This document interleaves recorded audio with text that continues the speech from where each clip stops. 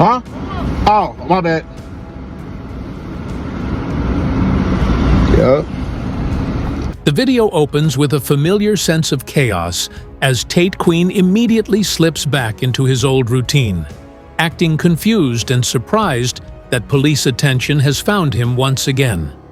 The tone is set the moment the officer approaches, and Tate tries to hide behind nervous laughter, pretending everything is normal. The commentary here highlights how predictable the situation already feels, like watching a rerun of a show where the main character never learns. His claim that "it's happening again perfectly" matches the irony that he is the one who keeps creating these situations. This part emphasizes that his sovereign citizen antics don't prevent detainment. They practically guarantee it. The humor lies in how he treats the encounter like a glitch, rather than the direct result of his own behavior. How you doing? Hey, how you doing? I was hanging out there. I didn't want to get hit. So the reason I pulled you over, Officer Clear Crown Sheriff's I ran your plate. It's coming back to like a white Subaru. Is that a specialty Florida plate? What is that? No, it's a private plate. A private plate? Yes, sir.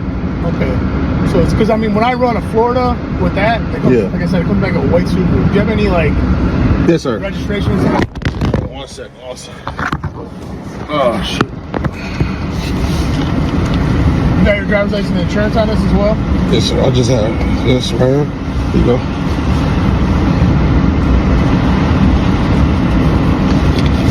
You got a license as well? This is all I got, sir. Here you go.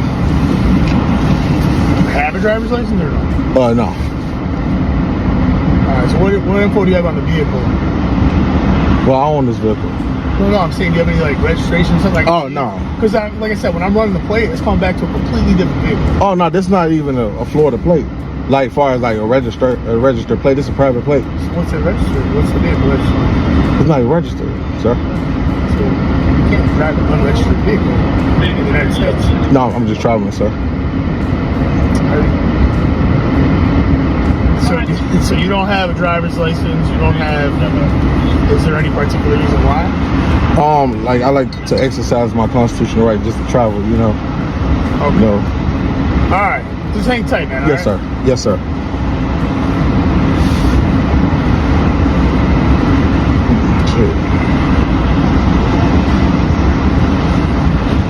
As the officer questions the strange license plate, Tate Queen confidently labels it a private plate, as if announcing a magic spell that excuses him from every traffic law ever written. The officer stays calm and polite, clearly trying to make sense of the nonsense being presented to him. Meanwhile, Tate attempts to appear in control, even though everything he's saying is digging him into a deeper hole. The commentary highlights how his certainty makes the situation funnier, because he acts like the officer is the confused one here. This part reinforces how sovereign citizens rely on jargon rather than logic, and how quickly that falls apart when confronted with actual law enforcement.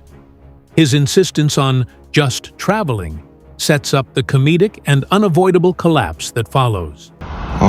Social security cards, none of that. They're looking for your exact contract you have with the state. Yeah, they contemplate right now. They're like, what the heck? What the hell is this? Told you, a lot of police ain't never seen this before. They come up, do not detain and all that. They're like, what the hell? It's all foreign to them. Look, no kids in the back, none of that. Because the last time they was like, oh, they let you go because your wife, your kids is in the back.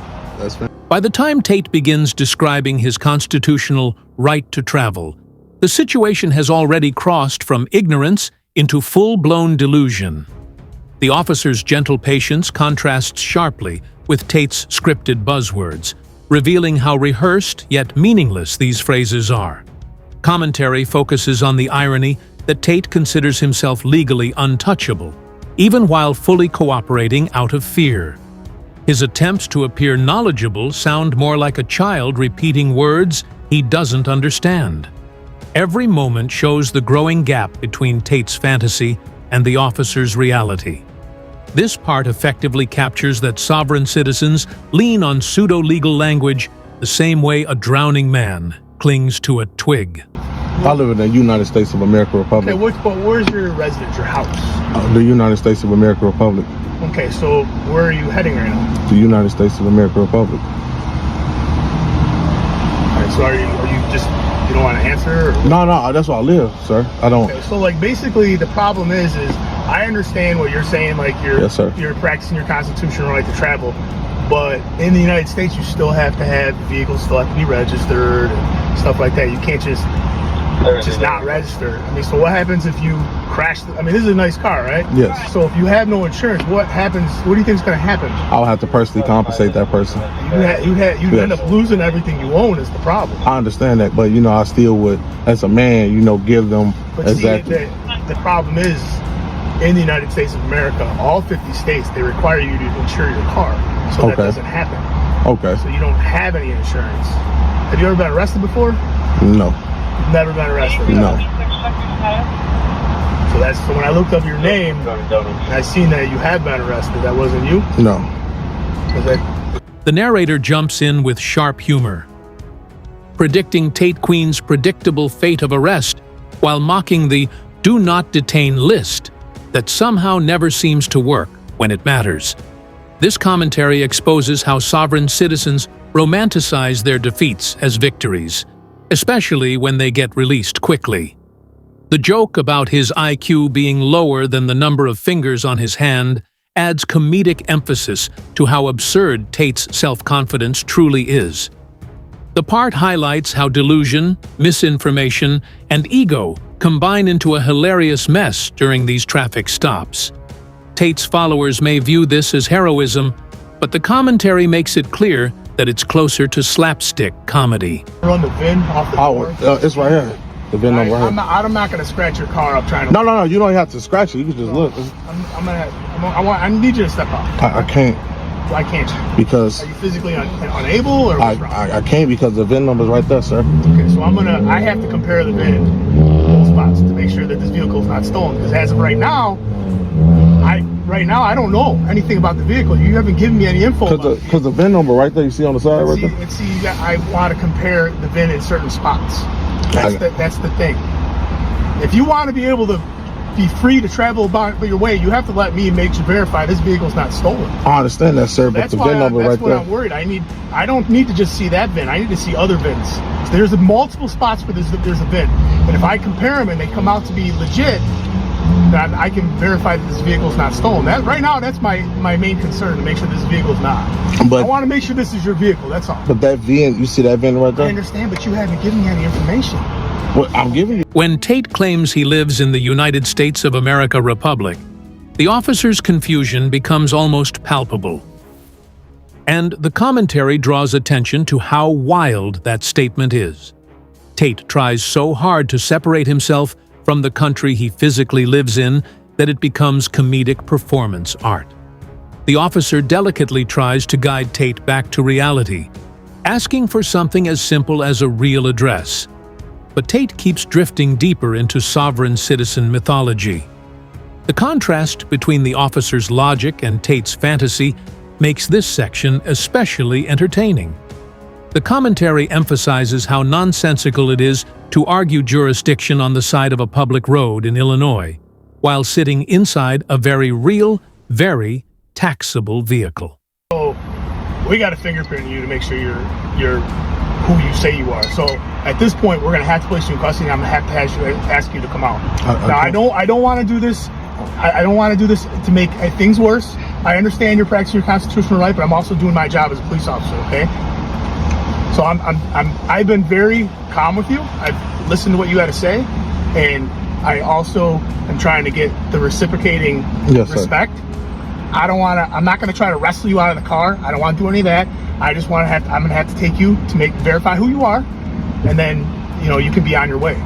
But I have to take you in and have you fingerprinted. I can't. I just gave you my ID. No, see, the thing is I need to see your fingerprints, dude, because you're not telling me where you live. You're not telling me anything. That's my address. Okay, I understand. You're not telling me where you live, and the United States is not an address. I'm being very calm with you. I'm being very respectful. Yes, sir. But I also have to do my job, and I don't I'm not trying to wrestle with you. Okay? I understand, sir. And, like, I'm not trying to do that because that's not right. But I still live outside of y'all jurisdiction, sir. I don't. Actually, you don't. You're in Cook County right now. You're inside my jurisdiction. All of Cook County is my jurisdiction. We're in Cook County. I understand that. In Illinois, in the United States of America. I understand okay? that, but personal, I'm not inside your jurisdiction. Officers' discovery of Tate's past arrests is another comedic highlight, especially when Tate insists he has never been arrested, despite overwhelming evidence to the contrary. Commentary mocks this blatant denial, pointing out how ridiculous it is to lie about something as easily provable as an arrest record. This section cleverly exposes Tate's habit of rewriting his own history in real time, as if reality is optional. The reference to his burglary arrest and the police dog biting him adds comedic weight by reminding viewers that Tate's sovereign freedom has led him into far worse situations before.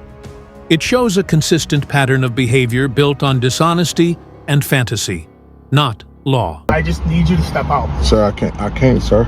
Are you? Why are we making this more difficult than it needs to be? Sir, I'm just saying, I'm outside y'all jurisdiction. You know, I'm not trying to cause any issues. You're 100% in my jurisdiction. I guarantee you. A judge will 100% agree with me. Okay? If you were outside my jurisdiction, I wouldn't be stopping you right now. Okay? I would not. You'd be moving on with your life. Okay? Yeah. Yeah, sir, I can't. I'm sorry, sir, I can't. Sir, I can't. Listen, all right, can you please shut the vehicle off right now? Sir, can you please shut the vehicle off? We're gonna do baby steps, okay? I'm gonna need you to shut the vehicle off. All right? So I'm gonna need you to come out. I'm gonna open your door because you're gonna need to come out. I can't. Okay? I'm gonna need you to come out. What did I tell you? I'm being respectful with you, okay? But I also, at this point, I have to place you in custody because you're not under our law in Cook County, in the state of Illinois, in the United States. You're not driving with a proper driver's license, okay? Sir, I understand what you're saying, and you have every right to fight that, but it's going to be in court. It's not going to be with me. Yeah, I don't have jurisdiction, sir. Okay, so I'm gonna ask you again. Sir, I can't. I really don't want this to go. You know what's going to happen. When the officer asks to check the VIN, Tate begins panicking, trying to control the situation by offering only the VIN visible through the windshield. Commentary emphasizes how suspicious and evasive he suddenly becomes, reinforcing how sovereign citizens pretend to be cooperative while actively obstructing basic procedures. The humor grows as Tate insists the visible VIN should be enough, even though officers are required to verify multiple matching VIN locations. This moment highlights his deep fear of accountability, and the commentary underscores how fragile his sovereign facade really is. Tate tries to sound firm, but ends up looking like someone desperately hiding something. As of right now, you have done nothing majorly wrong, okay? You have done nothing majorly wrong. If we have to wrestle you out of the vehicle, it's just going to escalate, okay? I don't want it to escalate. So I want you, after we're done with all this, to go home, okay? That's what I want you to do. I want you to go home, wherever it is you live, okay? But right now, you have to come with me. Shoot. Okay? No, sir, I can't. Hold on one second. I can't agree to it, sir. But here's the problem, though.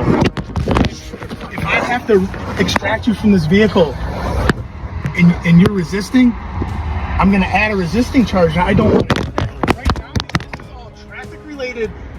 This is all traffic-related nonsense. That's all paperwork issue. Okay? So I'm going to need you to come out. You can get my phone from me? Well, we'll get your phone in a minute. If you step outside, we'll get your phone. We're going to talk. The officer finally begins the process of placing Tate under arrest, explaining everything calmly, like a parent talking to a stubborn child. Commentary captures the absurd theater of Tate, claiming he's outside jurisdiction, while sitting in the officer's county, in the officer's state, under the officer's laws. This part emphasizes how embarrassing Tate's logic becomes when spoken out loud. The officer repeatedly gives him chances to comply, but Tate refuses, clinging to imaginary legal protections. The comedy lies in how patient the officer remains, even as Tate builds a mountain of charges by refusing the simplest instructions. It exposes the tragic but hilarious predictability of sovereign citizen encounters. All right, I read it off the thing. So you say you're a traveler? Yes, sir. Yes, sir. Okay. What do you call home? Where I live? Yeah. Yes, the United States of America Republic. Okay. Is there anything that you can give me that's more specific to that? Like the a United location? States of America Republic. I live outside of the United States territories. You live outside of it? Yes, sir. You have like a geographic location that you can share? It's the natural country. It's the country. It's America. It's the United States of America Republic. I mean, here's the deal. You got a nice car. Thank you. You got sir. a nice phone. You're obviously well kept. I'm just trying to put it all together. As Tate refuses to exit the vehicle, the officer warns him clearly that resisting will add more charges. Yet Tate still tries to argue using meaningless jargon. Commentary emphasizes the moment where politeness ends and consequences begin. Tate acts like stepping out of the vehicle is some kind of surrender of sovereignty, revealing how deeply he has been swallowed by misinformation. This part demonstrates how sovereign citizen ideology works like a trap, keeping people committed to losing battles to avoid admitting they were wrong. The officer's frustration grows, but he stays professional, showing the huge contrast between law enforcement grounding and sovereign citizen fantasy.